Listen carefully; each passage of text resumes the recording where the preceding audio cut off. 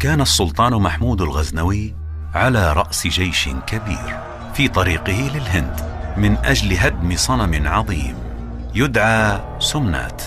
قالوا إنه أعظم أصنام الهنود، وكان الهنود يحجون لهذا الصنم ليلة خسوف القمر بالآلاف والآلاف، وكانوا يزعمون أنه يجمع الأرواح بعد الموت فيوزعها مرة أخرى على البشر طبقا لعقيدة تناسخ الأرواح عندهم.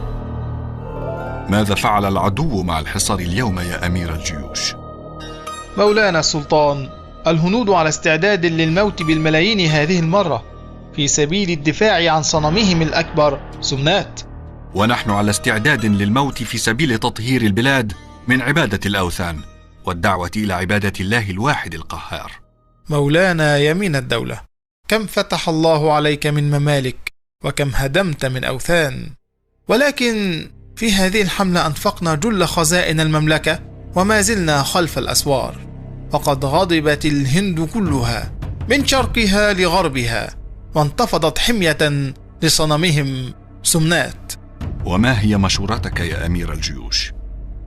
القوم يا مولاي قد علموا قدرتك وخافوا من بأسك وبطشك الشديدين، وعرضوا علينا من الكنوز والأموال والهدايا ضعف ما أنفقنا على الحملة، وأنا أرى بقبول عرضهم لنحقن دماء جنودكم وتنفق الأموال لتعزيز ملككم. انتظر حتى أستخير الله عز وجل.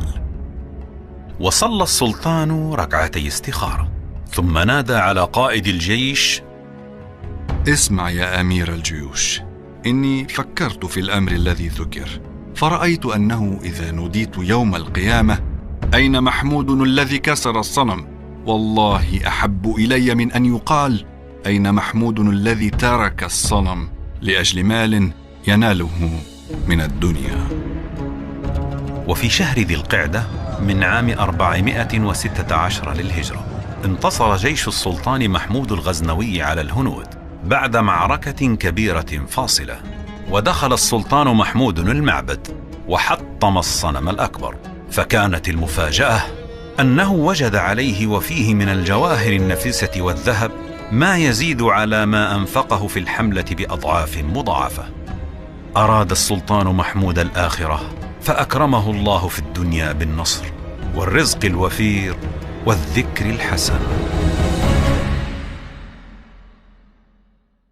ومن يرد ثواب الدنيا نؤته منها ومن يرد ثواب الآخرة نؤته منها وسنجزي الشاكرين.